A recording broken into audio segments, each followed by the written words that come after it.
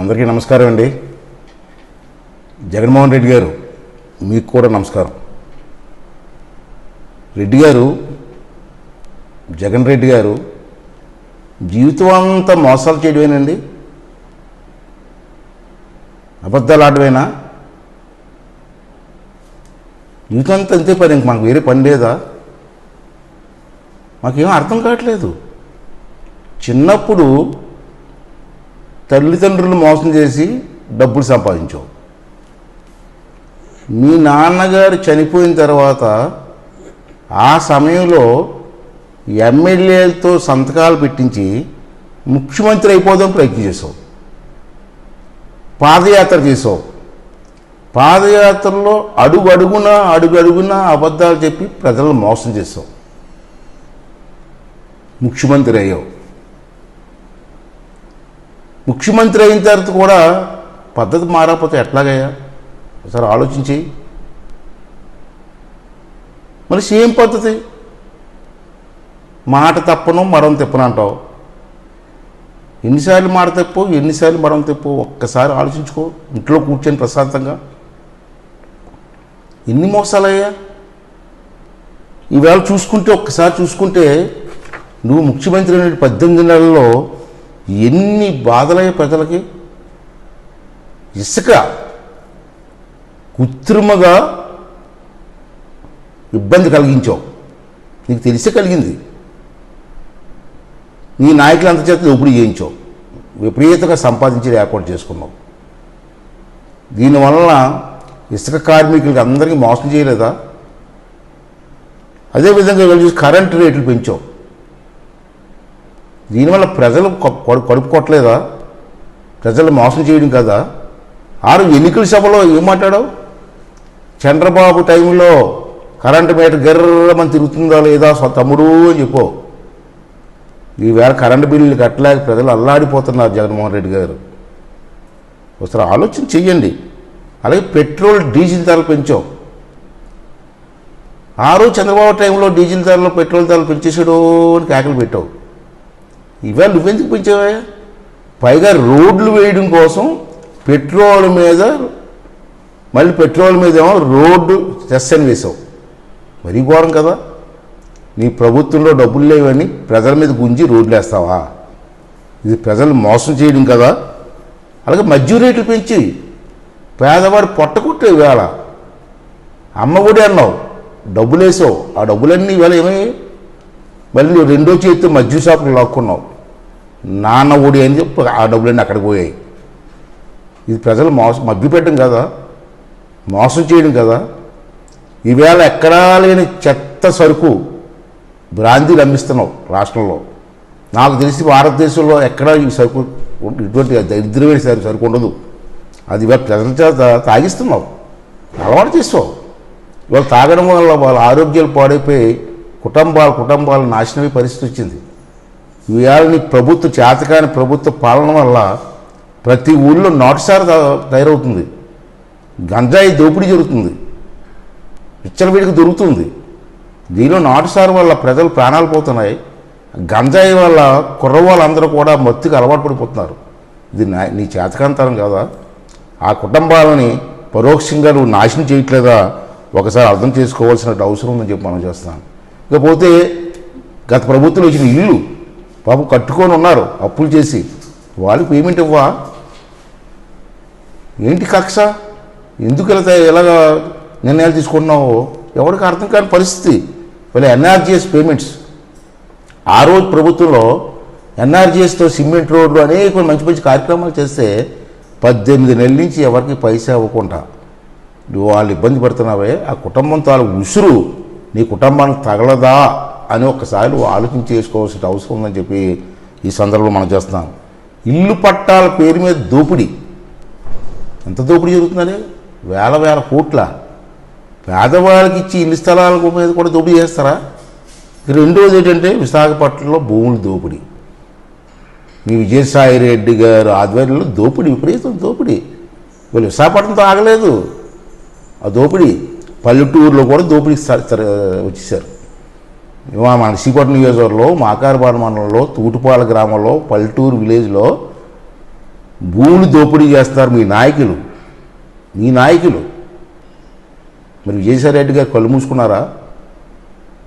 మీకు తెలియదా? మీ ప్రభుత్వానికి తెలియదా? లేదా విజయసాయి రెడ్డి గారి ఆధ్వర్యంలో జరుగుతున్నాయా? ఇవన్నీ మీకు దృష్టికి రావట్లేదా అని చెప్పి ఒకసారి అర్థం చేసుకోవాల్సిన అవసరం ఉంది.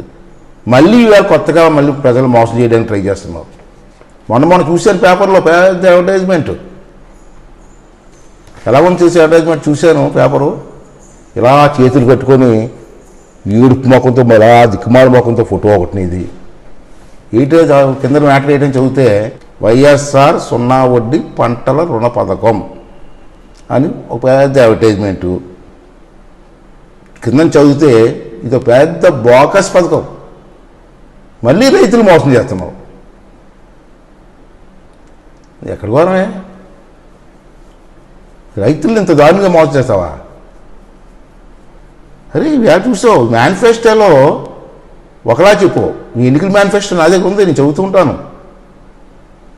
ఆ ఎన్నికల మేనిఫెస్టోలో రైతులందరికీ కూడా రుణాలు కట్టే వాళ్ళందరికీ కూడా వడ్డీ మాఫీ అని చెప్పు. ఎక్కడ కండిషన్ పెట్టలేదు. ఎక్కడ ఇవాళ కండిషన్లు పెట్టావు. ఏంటో కండిషన్లు?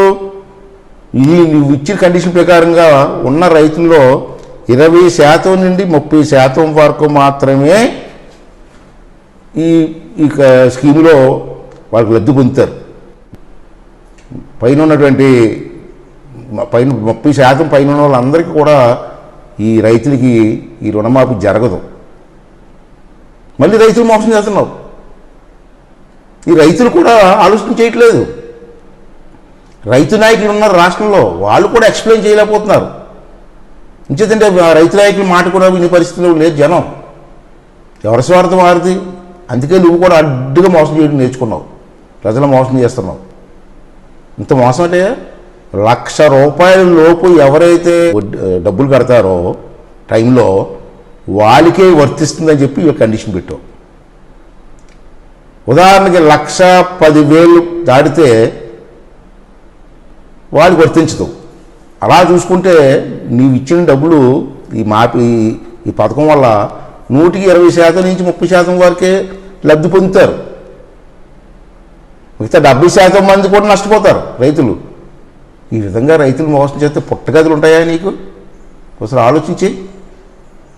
నీకు ఎవరిస్తున్నారు సలహాలు? నాకు అర్థం కాదు. నీకు ఎవరిస్తున్నారు సలహాలు? ఉన్నారు మంచి నాయకులు ఉన్నారు నీ దగ్గర కూడా.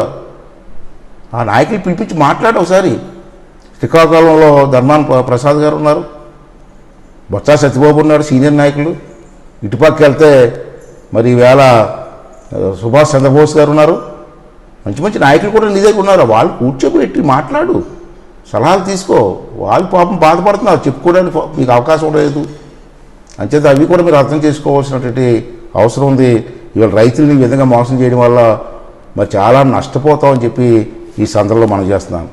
ఈవేళ ఇంకో విషయం నేను చూసిన పేపర్లో, ఈవేళ భూములు రీసర్వే అన్నావు, ఆర్డర్ ఇచ్చావు.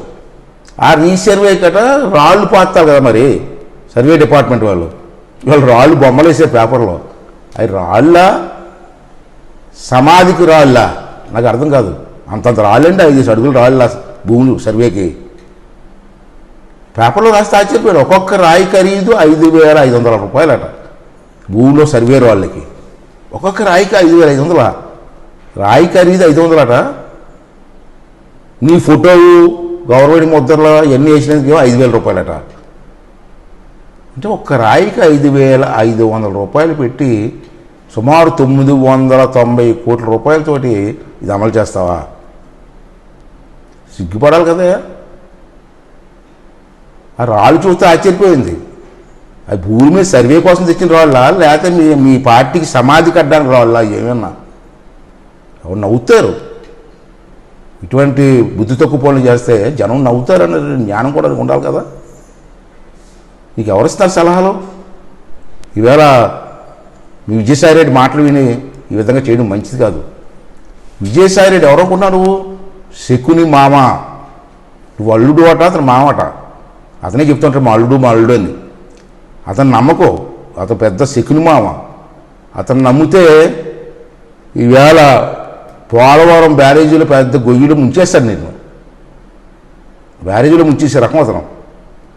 అంచేత ఒకసారి ఆలోచించి నువ్వు చేస్తున్న మంచి పనులు మంచివా కాదా. ఇలా ఎన్నాళ్ళు మోసం చేస్తావు, జీవితాంతం మోసం చేస్తూ ఉంటావు జనాన్ని. ఒకసారి ఆత్మవిమర్శ చేసుకో. అంటే నా సలహా ఏంటంటే, సలహా ఇస్తాను కానీ నువ్వు వింటామని నమ్మకం లేదు. ఒకసారి మా చెల్లెమ్మ అంటే మీ భార్య, అమ్మతో కూర్చొని ఇంట్లో కూర్చొని ఇద్దరు కూర్చొని ఒక్కసారి 18 ఏళ్ళు ఏం జరిగింది ఇద్దరు ఆలోచించుకోండి. మంచిగా చెడ్డ ఆలోచించుకోండి, ఆత్మవిమర్శ చేసుకోండి. ఈ విధంగా మోసం చేయడం వల్ల మనకి ఏమైనా మంచి జరుగుతుందా, దేవుడు క్షమిస్తాడా, మన పరిస్థితి ఏంటని చెప్పి ఆలోచించుకోండి. ఇటువంటి సెక్యులర్ మామూలు పక్కన పెట్టండి, మంచి వాళ్ళు సలహా తీసుకోండి. ఇబ్బంది లేకుండా మీరు పరిపాలన చేయడం కోసం ప్రయత్నం చేయమని చెప్పి మనం చేస్తాం. ఈ విధంగా మీరు పరిపాలన చేస్తే ప్రజలంతా ఎప్పుడో ఊరుకుంటారు, పర్లేదు నేను ఏం చెప్పి చేస్తారని మీరు భావిస్తే మాత్రం అది 100% కూడా తప్పు. రెండోది ముఖ్యం, ఆఖరిది ఏంటంటే పోలవరం బ్యారేజీ ఉత్తరాంధ్ర ప్రజల తాలూకు కళ. నువ్వు ఎత్తు తగ్గిస్తాను, ఎత్తు పెంచేస్తాను, ఎత్తు తగ్గిస్తానని చెప్పి మాట్లాడుతున్నావు. ఏంటి నాకు అర్థం కాదు. అంత నీ ఇష్టం అనుకున్నావా? తప్పది. దానికోసం ఏవైనా తప్పుడు పని చేస్తే ఉత్తరాంధ్ర ప్రజలు క్షమించరు నిన్ను. నీ చరిత్రలో ఒక ద్రోహిగా మిగిలిపోతావు అన్న విషయాన్ని మర్చిపోవద్దని చెప్పి ఈ సందర్భంలో మనం చేస్తున్నావు. ఆ రోజు నువ్వేమన్నావు పాదయాత్రలో? సెంట్రల్ గవర్నమెంట్ డబ్బులు ఇవ్వకపోతే స్టేట్ గవర్నమెంట్ డబ్బులతో కట్టాలి కదా అన్నావు చంద్రబాబు నాయుడిని. ఇవాళ సెంట్రల్ గవర్నమెంట్ డబ్బులు ఇవ్వకపోతే ఏం చేస్తున్నావు నువ్వు? మెడలో ఉంచేస్తానన్నావు కదా, మెడలో ఉంచి తీసుకొస్తాన్నావు కదా. ఇప్పుడు ఏం చేస్తున్నావు? ఎందుకు తీసుకురాలేకపోతున్నావు? భయమా? కేసుల మీద భయమా? మరి ఆ రోజులు ఉన్నట్టు కేంద్ర ప్రభుత్వం డబ్బులు ఇవ్వకపోతే నీ సొంత నిధులతో చేయొచ్చు కదా, ప్రభుత్వం డబ్బులతో. ఎందుకు చేయలేకపోతున్నావు? నువ్వు చేతకాని మంత్రిని పెడతావా ఇరిగేషన్కి? బెట్టలు కాసుకున్న వాడికి అతనికి ఏమైనా నాలెడ్జ్ ఉందా ఇరిగేషన్ మీద? మొన్న ఇరిగేషన్ ప్రాజెక్ట్ చూసి వస్తాను పోలవరం వెళ్ళి మీ నాన్న ఫోటో పెడతాడట, విగ్రహం పెడతాడట. అదే అండి మంత్రి చేసిన పని. ప్రాజెక్ట్ పూర్తి ఒక జనం ఏడుస్తూ ఉంటే, జనం బాధపడుతుంటే వైఎస్ రాజశేఖర్ బొమ్మ పెడతాను అని అతను అంటాడు. ఆ సోమవీర్రాజు గారు బీజేపీ నాయకుడు, అతను ఏమంటాడు, నాది బాధ్యత కేంద్ర ప్రభుత్వం డబ్బులు తీసుకుని పూర్తి చేసి బాధ్యత చెప్పడం మానేసి మీరు వైఎస్ రాజశేఖర్ బొమ్మ పెడితే నేనేమో మోదీ గారు బొమ్మ పెడతా ఉంటాడు.